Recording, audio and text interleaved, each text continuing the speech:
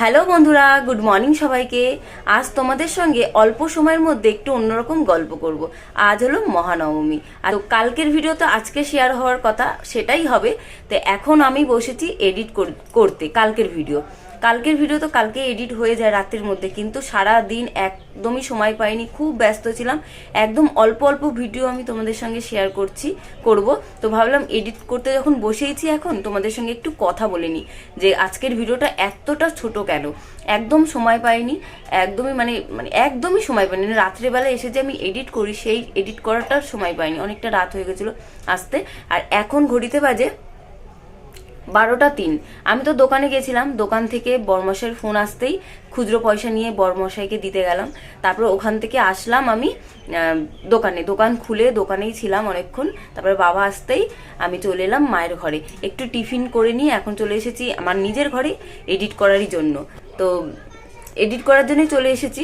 তো ভাবলাম তার আগে তোমাদের সঙ্গে একটু কথা বলিনি। একদম 3-4 মিনিটের ভিডিও, আজকের ভিডিও বড় হয়নি। তোমরা অনেকেই আছো যারা আমার ভিডিও খুব খুব ভালোবাসো দেখতে। তো খুব ব্যস্ত, তার জন্য একদম অল্প স্বল্প ভিডিও নিয়ে ভাবলাম ভিডিওর মধ্যে একটু অন্যরকমই গল্প করি। তো তোমরা দেখতে থাকো, শুনতে থাকো, তোমরা বুঝতে পারবে যে আমি অন্যরকম কি গল্প করছি। হ্যালো বন্ধুরা, গুড মর্নিং সবাইকে। কেমন আছো তোমরা? মাই হ্যাপি ডে লাইফস্টাইলে তোমাদের সকলকে স্বাগত জানিয়ে আরও একটা নতুন দিন, আরও একটা নতুন ভিডিও শুরু করছি। আজ হলো মহাষ্টমী। আজকের যে ভিডিওটা তোমরা দেখছো সেটা হলো অষ্টমীর ভিডিও। তো যাই হোক, তোমাদের সঙ্গে তো একটু বলছিলাম যে অন্যরকম গল্প করব, সেই গল্পই তোমাদের সাথে করি। তো এবছর তো আমি আমার দোকানে ছিলাম, চায়ের দোকানে। আগের বছরও আমি আমার চায়ের দোকানে ছিলাম। তার মাঝে মাঝে অল্প স্বল্প বরমশাইকে একটু একটু হেল্প করতে যেতাম। কিন্তু বিয়ের পর থেকে প্রত্যেকটা বছর বরমশাইয়ের সঙ্গেই থাকতাম, বরমশাইকে প্রচুর হেল্প করে দিতাম। এই 2 বছর দিয়ে একদম পারছি না খুব একটা হেল্প।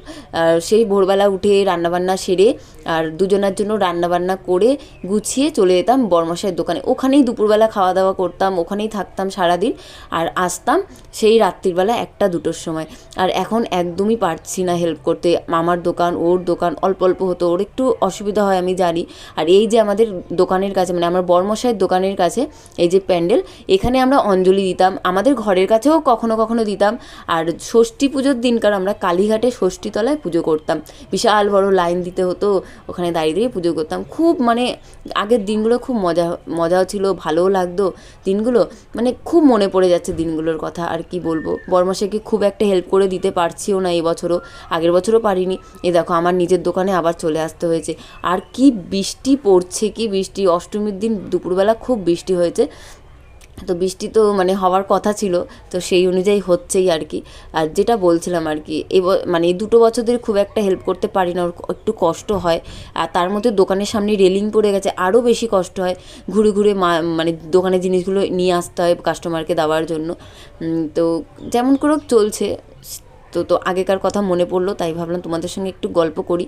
তো আমি আমার দোকান থেকে, চায়ের দোকান থেকে আমি মায়ের ঘরে এসেছি খাওয়ার জন্য। এখন বাজে বিকেল 5টা। তো মা রান্না করেছে বেশ একটু টক ডাল, মানে আমচুর দিয়ে টক ডাল করেছে, পনিরের তরকারি করেছে, আলু ভাজা করেছে। তো ওটাই খাওয়া দাওয়া করে নিচ্ছি। আর এখানেও বক করছিলাম ঠিকই, কিন্তু পাশে এত গান চলছিল, মানে আমার ঘরে না, মানে বাইরে। তো সেটা আমাকে বন্ধ করে দিয়ে আবার ভাবলাম ভয়েস দিই। তো এই এখন খাওয়া দাওয়া করে নিয়ে তারপর আবার চলে গেলাম 7:30টার দিকে দোকানে।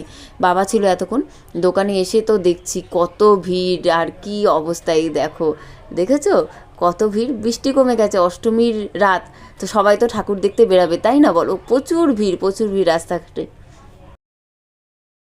অষ্টমীর ভিডিও ছিল এই। তোমরা তো পুরো ভিডিওটা দেখে বুঝতেই পেরেছো অষ্টমীতে খুব একটা ভিডিও করতে পারিনি, অনেকটা চাপ ছিল। একবার মায়ের বাড়িতে, একবার আমার নিজের ঘরে, একবার দোকানে, চায়ের দোকানে, একবার বরমশাইয়ের দোকানে বেশ অনেকক্ষণ কাটিয়েছি। মানে সব মিলিয়ে মিশিয়ে খুব একটা ভিডিও করতে পারিনি। মানে যখন সময় পেয়েছি একদম ছোট ছোট ক্লিপস নিয়ে তোমাদেরকে অষ্টমীর মানে দিনকারের ভিডিওটা দেখালাম। তো মানে আগেকার কথাগুলো মনে পড়ে গেল, আর মানে সেইগুলোই তোমাদের সঙ্গে একটু শেয়ার করলাম আর কি। আগেকার দিনগুলোই ছিল অন্যরকমই ছিল, কালীঘাটটা অন্যরকম ছিল।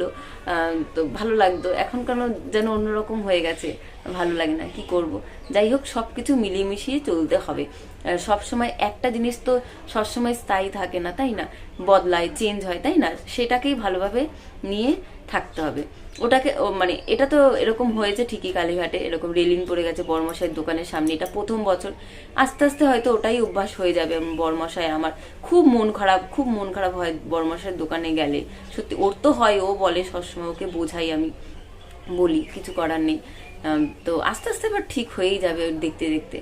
তো যাই হোক, আজ এডিট করা শেষ হলো। এই দেখো এখন পুরো 12:30টারও বেশি বেজে গেছে। এখন চলে যাব আমি ঘরে, দিদির ঘরে। তো যাই হোক, এখানে ভিডিও শেষ করছি। চলে আসবো কালকে আবার একটা ভিডিও নিয়ে, নবমীর ভিডিও নিয়ে।